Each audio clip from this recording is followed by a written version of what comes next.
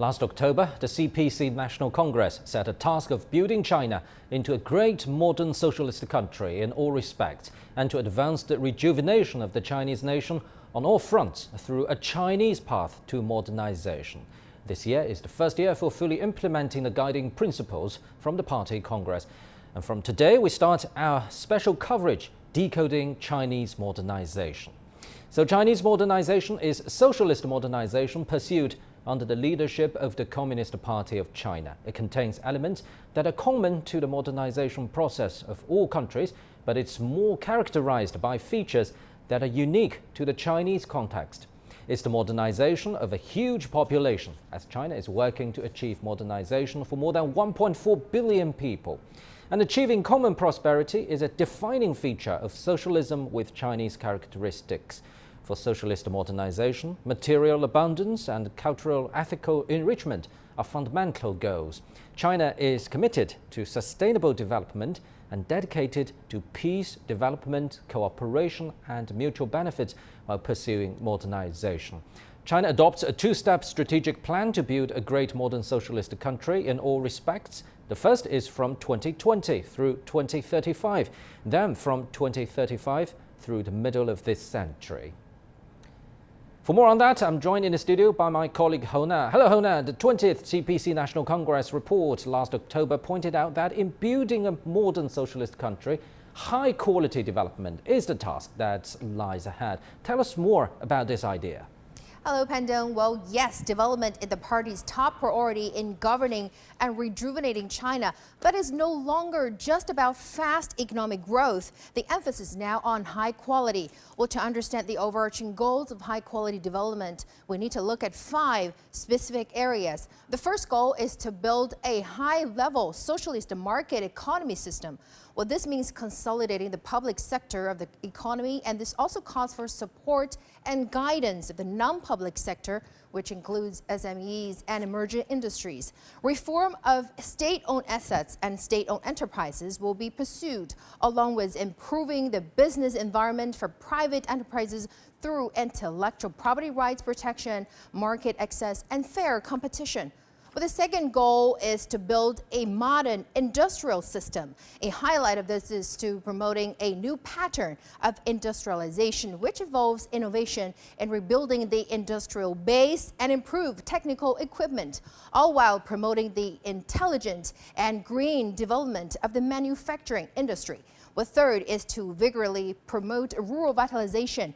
Agricultural and rural development must remain a major priority, and that the industries, talent, culture, and ecology associated with rural areas should be revitalized. With food security along with the gains from poverty alleviation efforts must be consolidated. Reforms in the rural land system will also be pursued. And the fourth is to ensure coordinated regional development. High-quality development means the achievement of new breakthroughs in China's western and northeastern regions, the promotion of the central region's rapid rise, and accelerating the modernization in the eastern regions. With the fifth goal of the high-quality development, it to promote this high-level opening up globally. China will expand the institutional opening of rules and regulations and enhance standards. With an active list of foreign investment assets will be reduced, and the rights and interests of foreign investment will be protected. All this means a market-oriented, law-based, and world-class business environment for foreign firms to operate in. So these 5 goals of high-quality development will serve as benchmarks for the party's dream of achieving Chinese-style modernization. Back to you, Pandong, in the studio. Thank you very much, my colleague Hona there. So bearing that concept in mind, let's go to Guangdong province in South China to take a specific look. And our reporter Omar Han is standing by in the provincial capital, Guangzhou. Omar, tell us more about the Guangdong plan in achieving high-quality development. Well, first off, Pandang, Hona gave us quite the comprehensive description there of some of the goals, especially those economic goals that China has moving into 2023 and beyond. And a lot of that is similar here in Guangdong. And to answer your question, how are they going to achieve this high quality development and pursuing this goal of high quality development? It's simply going to come down to tweaking the provincial economy here in Guangdong province. Now, just after the Chinese New Year, a major conference was held here in the province of Guangdong, attracting business leaders, government institutions, all to discuss what can be done to sort of revitalize the local and regional economy here in South China. You have to keep in mind, the province of Guangdong last year had a GDP of 1.9 trillion US dollars. That's more than countries such as Russia, South Korea, and Canada. So a true economic powerhouse. We all know that about the province of Guangdong since the opening up and reform, a major economic region in South China and in China, I should say. But officials have also recognized some of the hurdles here that are sort of existing and persistent in the province of Guangdong. You have a massive population, a massive labor force, but you have limited resources. So how do you respond to that? You have to make some changes to the economy. And that event that I mentioned that took place just after the Chinese New Year sort of outlined some of the key provincial projects and investment that we're going to see throughout 2023. Around 1,500 projects are planned, and they're valued at 8.4 trillion RMB, a massive number there going into this year. A lot of investment is going to be being pumped across the province to kind of reboost the local economy here. You look at the manufacturing industry, that's exceeded 16 trillion RMB in terms of industrial output, and you have around 700,000 manufacturers that call Guangdong their home. So a major region historically known for its manufacturing, so that continues to be present here in South China. Now, of those 1,500 plus projects, we can take a look at some of the industries and clusters that they're going to be focused on. The government says around 20 strategic industries and 8 industrial clusters is where those projects are going to be embedded, and that includes areas such as green petrochemicals, advanced materials, software and IT services, modern agriculture, and the auto industry. And of course, think of Guangdong, you think of events like Canton Fair. Foreign trade is a major part of this province. Guangdong's Commerce Department also saying they're going to reboost the sort of foreign investment and foreign business environment here in the province of Guangdong. And now just a few examples of some of the companies and economists I've spoken to over the last few months here in South China. Number one is that eventually Guangdong will have to shed its history of being a location for low-end manufacturing. That's eventually going to go to neighboring markets and other parts around the world. The focus here, according to some economists, is to really go in on the mid to high-level manufacturing. You already have a well-developed supply chain and industrial chain here in South China. So getting products from factories to ports and onto logistics and to shipping, that's where China really excels, especially the province of Guangdong. Also, you look at NEVs, everything new energy. That's a major theme with plenty of government policies coming from Beijing supporting these industries. A major car exhibition was held here in Guangzhou just a month or so ago. You saw a lot of these domestic car manufacturers showcasing some of their NEVs. That's been a major push by some of these producers here. One example is GAC. They've showcased a lot of their new vehicles, really trying to show that to not only the domestic consumer, but also to the global market. And you look at overall NEVs in China, since the beginning of 2022, the country has exported over 3.1 million vehicles. That's only ranking second to Japan. So a major increase there for that sector in China. Also, new energy batteries. Those are components, electric chemicals that go into some of these batteries. Caught up with one company around a month ago in Shenzhen, and they also said a very developed industrial chain and supply chain here in China. Now it's time for them to explore overseas markets, to take that sort of know-how and go beyond. So that's a pretty much overall comprehensive look at some of the industries here in the southern part of China. We can already look forward to that Canton Fair that's just about 2 months away. It's going to be offline, inviting foreign businesses from around the world to participate. That'll be a good gauge to see the outlook and the future of what's in store for not only the city of Guangzhou, but the entire province of Guangdong. Pandang? Thank you very much, our reporter Omar Han in Guangzhou.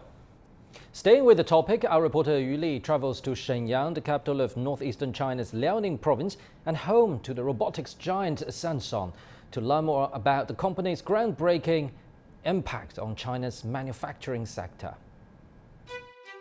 China is transitioning into an automation age with the rise of a promising robotics sector. CSN is one of the largest robotics manufacturers in China. In the beginning, our robotic products were used in car assembly because other industries were relatively less automated back then. Gao Feng has been working in CSN for over 20 years. He saw the company grow as China became more modern and industrialized. Along the way, the business gained more clients. In 2016, we were approached by a large domestic clean energy battery company about assembly robotics. Foreign companies dominated such products at the time. Now, almost all Chinese battery manufacturers use domestic products. Gao Feng says his department has made smarter, higher-end products over the years. Creativity was essential. Zhang Jin, CSN's president and deputy to the NPC, says innovation drives the company. Robots have emerged as a critical technical support for the digitalization of traditional industries. CSN is looking into ways to provide industry upgrading solutions. A significant amount of innovation will be required. Companies can't be controlled by the blockade of key technologies if they keep coming up with new ideas. I learned that at a workshop for semiconductor equipment. Before entering the workshop, we need to fully outfitted and air showered. The head of the department, Tan Xueke, shows me where the first vacuum robot in China was made. He says that the cleanliness for wafer handling is even higher than in medical operating rooms. Once, all vacuum robots used in China to move wafers were imported. CSN made one from the ground up. We started making vacuum robots in 2004 as part of a national project, which was also a response to foreign embargoes. CSN filled the gap in the market for domestic vacuum robots.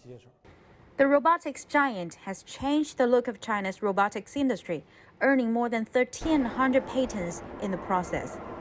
Each generation of the CSN company, like Tan Xueke and Gao Feng, is committed to innovation-driven development and owns key core technologies and equipments. And this is how China hopes to achieve high-quality development and build a great modern socialist country. Yu Li, CGTN, Shenyang, Liaoning Province. For more insight, let's cross live to Professor Ding Xiaoqing from the Shanghai University of Finance and Economics. He's also the chief expert at the university's Chinese Modernization Institute. So, Professor, how about we start with Chinese President Xi Jinping's words? He said Chinese modernization has broken the myth that modernization equals to westernization. What do you make of this? Actually, there are some commonalities between Chinese modernization and the Western modernization. First, sees the opportunity of scientific revolution to promote productivity and to, in turn, foster changes in the mode of production and the way of life. Additionally, Chinese modernization is characterized by its foothold in the Chinese context. It is a modernization of a huge population that achieves prosperity for all, in contrast to the deeply polarized Western modernization. It is a modernization that balances material and spiritual cultural advancements, in contrast to the heavily materialist Western modernization. And we can see it's also a modernization that values harmony between humanity and nature, in contrast to the Western modernization being carried out at the cost of the environment. So it is also a modernization that follows a peaceful path, in contrast to Western modernization being built on aggressive external expansion. Essentially, Western modernization is capital-centered, while Chinese modernization is people-centered, socialist modernization under the leadership of the Communist Party of China. As President Xi said, Chinese modernization presents another picture of modernization, provides developing countries with more paths to modernization, and offers a Chinese solution for a better social system for humanity. What about high-quality development? Why it's so important for China nowadays and even in the future? Do you think it's part of the methodology of the Chinese modernization? Yes, development is our top priority. high-quality development highlights the inherent requirements of the new normal of economy and provides a solid material foundation for a modernized socialist country. It reflects the guiding principle of the new development philosophy and is the fundamental path to the healthy economic development or modernization. High-quality development also adapts to the changes in the principal contradiction facing Chinese society and is the fundamental support that constantly satisfies the people's ever-growing needs for a better life. So additionally, it ensures both development and the security and is a natural requirement to deal with risks and challenges and seize the historical initiative. To pursue high-quality development, we must build a high-standard socialist market economy, modernize the industrial system, advance rural revitalization, promote coordinated regional development, promote high-standard urbaning up, and accelerate the efforts to foster a new pattern of development that is focused on domestic economy and features positive interplay between domestic and international economic flows. Now, before this live crossover, we just watched that story from Northeast China, a major robotics company playing a quite important role in China's updated manufacturing sector. So how do you see industrialization in the context of Chinese modernization? I think the key of the modernization is to continue to focus on the real economy, because the real economy directly creates material wealth and is the focalized reflection of social productivity and the basic guarantee for the meeting of the people's material needs. The real economy is the foundation of the modern industrial system and can provide fundamental support for the realization of new industrialization, informatization, urbanization, and agricultural modernization. The national strength is built on the real economy. In the face of the complex domestic and international situations, only by firmly focusing on the real economy can we continue to improve our comprehensive strengths and hold a formidable place in international competition. So China has the most complete industrial system and a domestic market with the greatest potential in the world.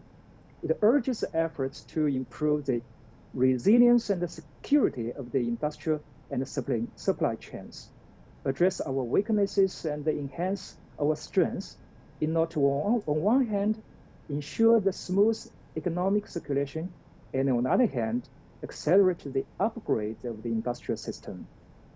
Now, Professor, you've already mentioned the international context a little bit, so let's expand this scope. The world economy is facing more uncertainty and instability nowadays. What impact would China's high-quality development have on the global economy?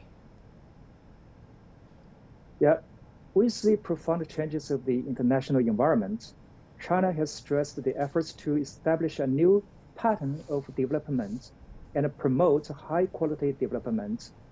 On one hand, paying more attention to expanding domestic demand and establishing a large unified domestic market.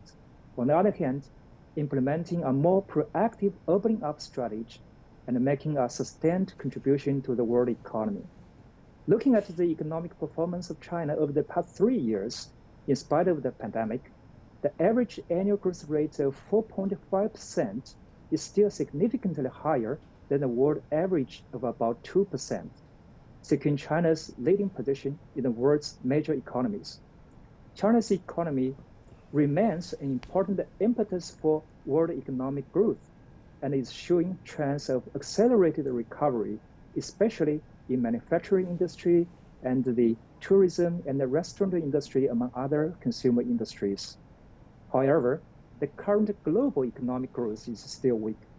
Europe is troubled by the energy crisis and the inflation, and the risk of the economic decline in the United States is still high. So in 2023, China's economic growth is expected to rebound strongly, which will help prevent the global economic decline.